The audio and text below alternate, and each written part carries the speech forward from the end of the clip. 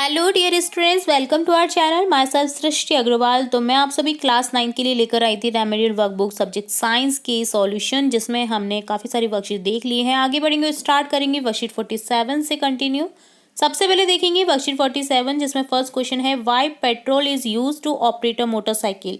Motorcycle चलाने के लिए हम पेट्रोल का यूज़ क्यों करते हैं? To provide energy and these include them being quieter, faster, lighter, less polluting. Write the definition and formula of work. Work equal to force into displacement होता है। Magnitude of force multiply by the distance move by the object in the direction of the applied force is equal to the work. Write the unit of work, newton into metre और joule. A label lifts a box of 10 kg and place in 2 meter upward. Calculate the work done by him. M equal to 10 kg, S equal to 2m, G equal to 10. तो work हो जाएगा F into S, M G into S, 10 into 10 into 2, 200 joule.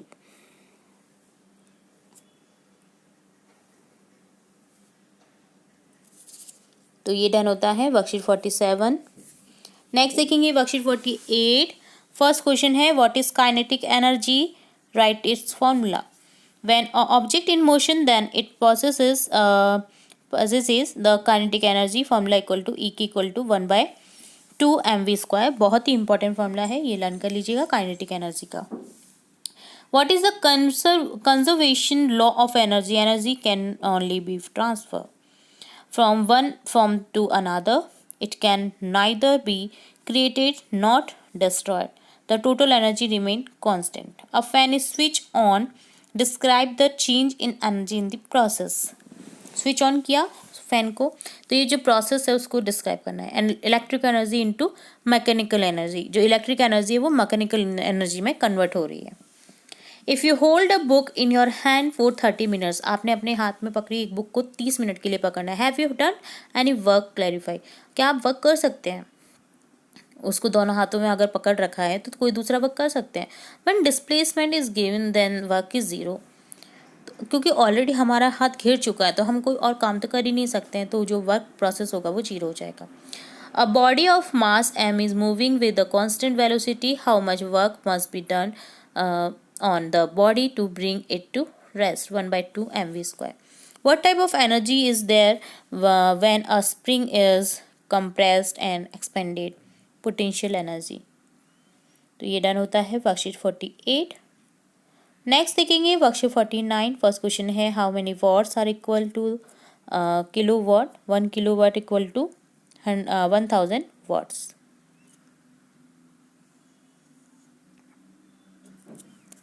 A bulb consumes 100 joules of energy in 10 seconds. Calculate the power. Power equal to होता है work और energy upon time. WE/T 100 joule upon 10x हो जाएगा, तो answer हो जाएगा यहाँ पर 10 joule per second. Power equal to 10 watt हो जाएगा। जूल पर सेकेंड वॉट का जो पावर का जो वॉट है यूनिट होता है, तो वॉट लगा देंगे, ठीक है। Define average power. Average power is equal to dividing the total energy consumed by the total time taken. A boy of 50 kg mass runs and climbs 40 steps of stair in 9 seconds. If the height of each step in 15 centimeter, then calculate the power. तो देखिए एक 50 kg का बच्चा जो है, जिसका द्रव्यमान जो है वो 50 kg है, तो 40 स्टेप चढ़ता है 9 सेकेंड में। जो ईच स्टेप, प्रत्येक स्टेप होती है वो 15 सेंटीमीटर की होती है। तो कैलकुलेट करना है उसकी पावर को। हिंट दे रखा है G इक्वल टू 10 ms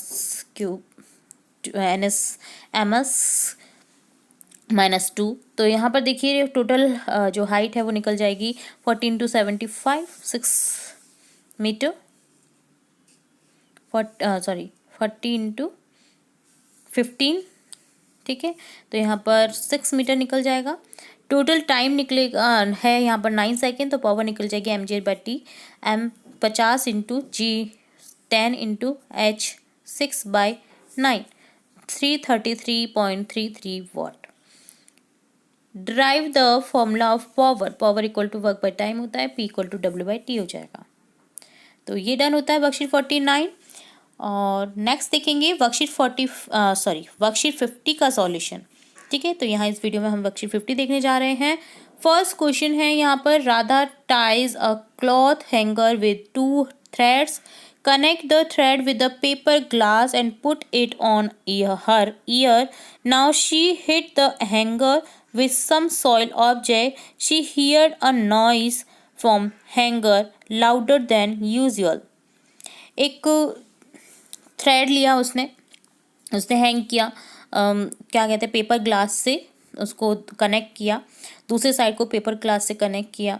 जब वो हैंगर जो क्लॉथ हैंगर होता है, क्लॉथ हैंगर के साथ में उसने कनेक्ट कर रखा है, तब जब वो किसी ऑब्जेक्ट से उसको बजा रही है तो वो जो आवाज़ है उसके कानों में, जब उसने कान के यहाँ पे दोनों कानों में वो ग्लास रखी, पेपर ग्लास, तो उसको जो आवाज़ है ना वो नॉर्मल आवाज़ से बहुत ज़्यादा सुनाई दे रही है। तो ऐसा क्यों हो रहा है? Radha here the sound of hanger because vibration was generated from the hanger. Hanger से जनरेट हो रहे vibration. The main cause of sound is vibration. If Radha removes the paper glass from her ear, the sound of hanger will be heard less.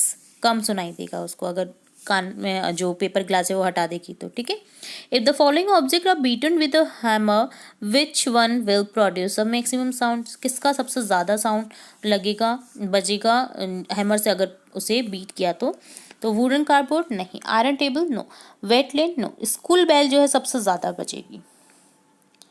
When the school bell is hit by touching it with a hammer, we experience vibration. Write the name of vibrating musical instrument which are used in school. तो vibration के through जो musical instrument बजाए जाते हैं वो होते हैं harmonium, ढोलक, सितार, बैल, इकतारा, flute. If a glass full of water and an empty glass are hit with a spoon, which one will generate more vibration? Empty glass. तो ये डन होता है वर्कशीट 50। नेक्स्ट वर्कशीट हम नेक्स्ट पार्ट में देखेंगे, तो जुड़े रहना है आपको इसी तरह आपके अपने चैनल के साथ। वीडियो को पूरा देखने के लिए धन्यवाद।